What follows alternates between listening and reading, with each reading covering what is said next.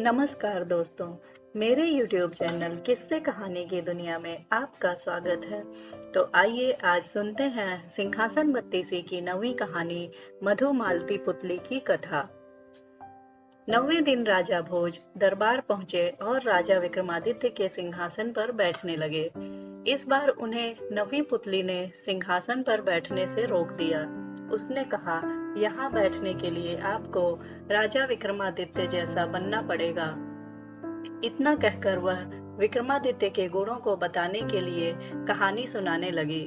सालों से शासन करते हुए राजा एक बार विक्रमादित्य के मन में आया कि प्रजा की खुशहाली के लिए एक यज्ञ करना चाहिए।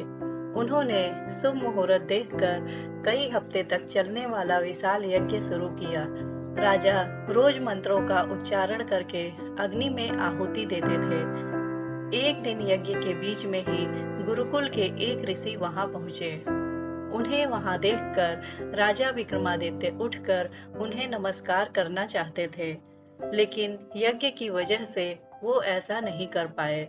उन्होंने मन ही मन ऋषि को प्रणाम किया। राजा की व्यवस्था को देखकर उन्होंने विक्रमादित्य को आशीर्वाद दिया।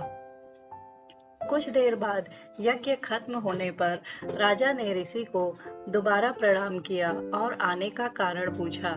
ऋषि ने बताया, मेरे 8 शिष्यों का जीवन खतरे में पड़ गया है।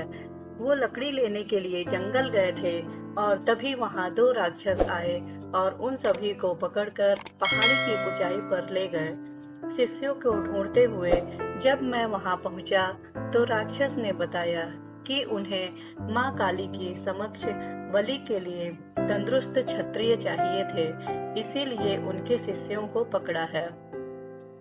साथ ही राक्षसों ने चेतावनी दी है कि अगर कोई वहां उन बालकों को छुड़ाने के लिए गया तो वो उन्हें पहाड़ी से फेंक देंगे। हाँ, अगर कोई मोटे पुरुष को बलि के लिए लेकर आएगा तो वो बच्चों को छोड़ देंगे। ऋषि की पूरी बात सुनने और उन्हें इस तरह परेशान देखकर राजा विक्रमादित्य ने उस पहाड़ी पर जाने की इच्छा जाहिर की। राजा ने कहा, हे ऋषिवर, मैं क्षत्रिय भी हूँ और हट्टा कट्टा भी हूँ। वहां जाकर मैं स्वयं माँ की बलि बन जाऊंगा और आपके शिष्यों को राक्षस छोड़ देंगे। राजा की यह बात सुनकर ऋषि बहुत हैरान हुए। उन्होंने कहा, ऐसा नहीं हो सकता है। मैंने स्वयं को बलि बनाने का प्रस्ताव दिया था, लेकिन राक्षसों ने ठुकरा दिया। अब स्वयं राजा की बलि न तो राक्षस स्वीकार करेंगे और न मैं ऐसा होने दूंगा। कुछ बच्चों के लिए प्रजा के दाता की बलि चढ़ाना गलत है। ऋषि की किसी बात को राजा ने नहीं सुना और पहाड़ पर जाने की जिद करने लगे। आखिर में उन्होंने ऋषि से कहा, देखिए मान्यवर, राजा का धर्म होता है कि वो प्रजा की रक्षा करे, चाहे उसके लिए राजा को अपनी जान ही दांव पर क्यों न लगानी पड़े। राजा का हठ देखकर ऋषि उन्हें अपने साथ लेकर चले गए। दोनों कुछ घंटों बाद पहाड़ी की चोटी पर पहुंच गए। राक्षसों ने राजा विक्रमादित्य को देखकर पूछा, यहाँ तो आ गए हो, लेकिन शर्त के बारे में पता है ना? राजा ने जवाब दिया, हे राक्षसगण, मुझे सब पता है। मैं अपनी इच्छा से ही यहाँ आया हूँ।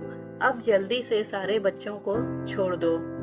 राजा विक्रमादित्य की बात सुनकर एक राक्षस सभी बच्चों को लेकर उन्हें पहाड़ी की चोटी से नीचे छोड़ आया। अब जीवन के अंतिम क्षण में राजा ने भगवान को याद किया और माँ काली के आगे अपना सिर झुका दिया।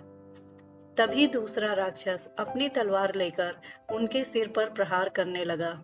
राजा थोड़े भी परेशान नहीं हुए और लगातार भगवान का नाम जपने लगे। तभी अचानक राक्षस ने अपने हाथों से तलवार को नीचे फेंक दिया। सिर न कटने पर राजा ने जब पीछे मुड़कर देखा तो वो हैरान हो गए।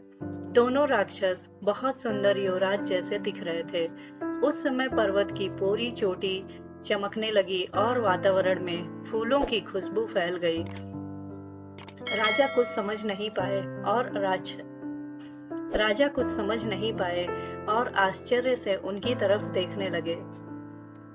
तब दोनों ने राजा को बताया कि वो इंद्र और वरुण देवता हैं, जो उनकी परीक्षा लेने के लिए आए थे।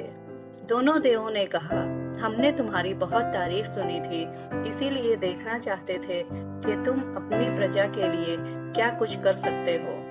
अपनी प्रजा के लिए जान दांव पर लगाने में तुम संकोच करोगे या नहीं? हे राजन, आपके अंदर प्रजा के लिए इतना प्रेम देखकर हम बहुत प्रसन्न हैं।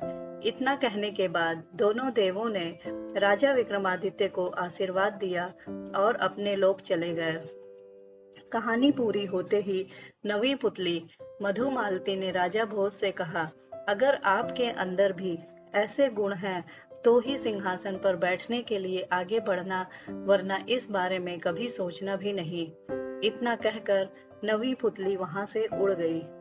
नवी पुतली की बात सुनकर राजा भोज सोच में पड़ गए और वहां से चले गए। दोस्तों, इस कहानी से हमें यह सीख मिलती है कि हिम्मत और साहस से हर परिस्थिति का सामना करना चाहिए। किसी को मुसीबत में अकेले छोड़ने की जगह उसे उससे बचाने की कोशिश की जानी चाहिए। दोस्तों, यदि मेरी कहानी पसंद आई हो तो प्लीज लाइक और सब्सक्राइब अवश्य करें। धन्यवाद। मिलते हैं अगले वीडियो में सिंहासन बत्तीसी की एक और रोचक कहानी के साथ, और देखते हैं कि इस बार राजा भोज सिंहासन पर बैठ सके या फिर से किसी पुतली ने उन्हें रोक तो नहीं लिया। धन्यवाद।